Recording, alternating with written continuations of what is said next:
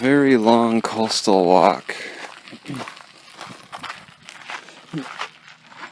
It doesn't seem to be an immediate reason why they've made this wall, but it's probably when the bay overflows or something. So I think this is more of the old military base, what all they used. I never heard of a wetlands nursery before. I believe this enters into back into the neighborhood. Maybe they've had problems with noise, but not too much traffic goes through here. Alright, so the army is... oh, there's some kind of a bunker. But I'm guessing the army is claiming all this. So you can't like cross over the fence and then look over that hill to see what's on the other side, because that'd be violating their privacy.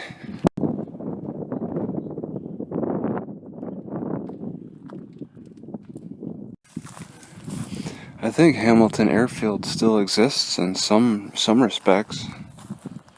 It looks like military still. I don't know how active it is, but a lot of standardized military style homes.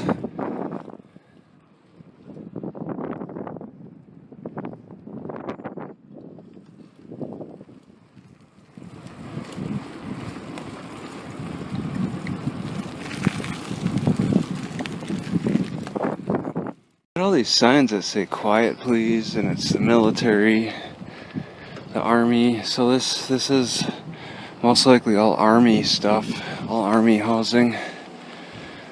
You get the impression that this sign is old and not really enforced. So they've abandoned a lot of parts of their military base. Got this old sign here where Fuds is about.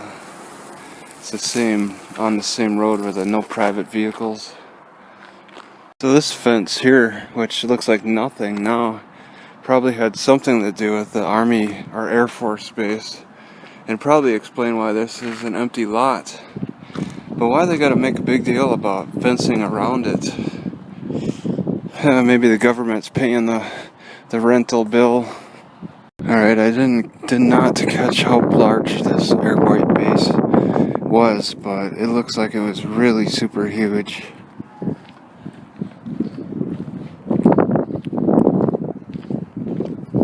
A little surprised that those pomegranate bushes don't have any signs, so I guess I'll just take them until I get caught, until somebody says something. They're delicious. These tiny homes are kind of interesting. They got something going on around here that's really unique. They got beehives and tiny homes, and it's just really unique. This is a tiny home. Kitchen sink, that's too big. Maybe it is not a tiny home. That kitchen sink takes up way too much space. Should be a lot smaller if you want to make it efficient. Alright, it's early October, and in this northern part of the San Francisco area, I'm able to find some pretty decent, ripe, very delicious ripe pomegranates. So, pomegranates are at their peak in the early part of October, and I really don't know exactly how to eat them. I tried squeezing them into my mortar and pestle, but I don't know, it seemed like too much of a mess. So now I'm going back to just chewing on them and then spitting out the seeds. I don't know any better way to consume them. So that's about it. And there's a lot more to grab. These bushes probably produce 200 or 300 berries each, and you can pick the berries off by hand. but they attach really strong. So you can't really use the judgment on blackberries, raspberries, where if they give easily when you try to pull them off, then they're definitely ripe. You got to actually really tug these things off of the bushes. With somebody's property, it's some kind of like retirement home or something. It's weird. These are right alongside the street, but they look healthy enough. You're not supposed to consume things off the side of the street, but they look healthy. Just gonna have to take those type of chances these days, in these modern days. All right, so peeling them instead of cutting them in half seemed to be a little bit better. I started cutting this end off, and then just start peeling. I like peel in layers because you got this hard outer layer first, and then it leaves you with this yellow layer, which you gotta like kind of peel. But at least getting this red hard part off first is the best way to go. And you can kind of bite through this yellow peeling, but it has like a dusty taste to it. It adds a dust taste to the fruit. You want to kind of remove it. You want just pure fruit, ideally. So sitting here behind this library, I was eating my pomegranate and watching people drive by, and I was watching people off in the distance over there, and now I'm starting to realize it's a food bank, because they're walking in with nothing and then walking out with bags of stuff. There's a food bank, and it's not even marked on my map. It's not annotated at least I may have grazed over it on the website.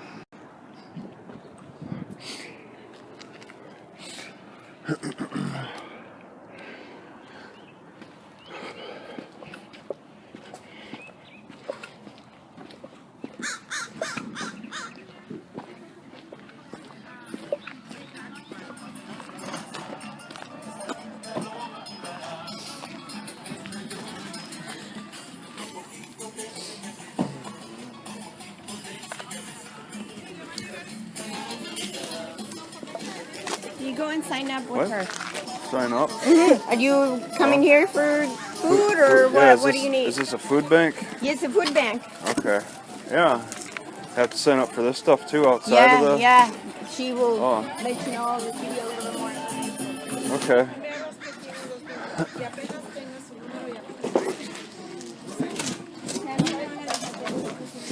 Alright, so I was at this food bank I had no idea existed. It's every Saturday in the morning, and it's next to the South Novato library.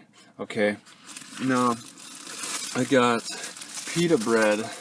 Okay, I don't normally eat this stuff. My gut's not hurting, so I guess I could get away with eating it. I have food on my pomegranate. Alright, grass-fed milk. Alright, this stuff looks pretty good. 2%. I already got a gallon of milk, so I'm going to have to go through this pretty fast. Grass-fed is compelling. Alright, cantaloupe. Okay, I grabbed only 3. There's more to grab. 3 of these things. Okay, these tomatoes. And I couldn't put them in my bag because they're so soft. They're not store at all. They're soft. So, you got that cauliflower tabbouleh. Okay, so it looks like it has good ingredients to it. So I'm going to give it a try. I was told I could take as many as I wanted, but I don't even know if I would like the first one. Okay, a plantain, not a banana. Big difference there. Okay, and then they offered as many apples as I wanted, but I wanted to get more pears, and they're kind of hard. So I'm going to need to have them all sit for a few days to ripen. Okay, and then apples, different pear. This needs time. I grabbed 1 carrot. I'd really ideally like to cook it, but maybe 1 won't kill me. I grabbed 1 onion, just for the sake of grabbing an onion. This is a pretty good haul for not even knowing about it. Just sitting here eating my eating my pomegranates that I stole, which I really don't know if it's like that big of a deal about stealing these, because it doesn't look like anybody's intending to pick them. But these are great choices. I thought I was gonna have to wait in a line, and here I just show up and I'm instantly helped. I was told I needed to sign up.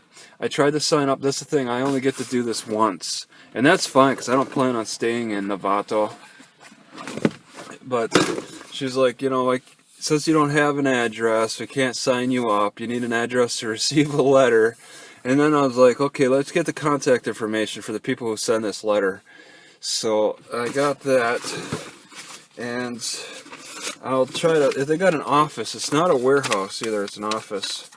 And her name is Irene at 7S Drive, so that's something to check out.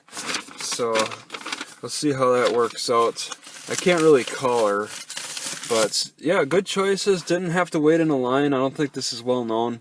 I'm on the outskirts of San Francisco, so now the food banks will pick up again, which is pretty nice.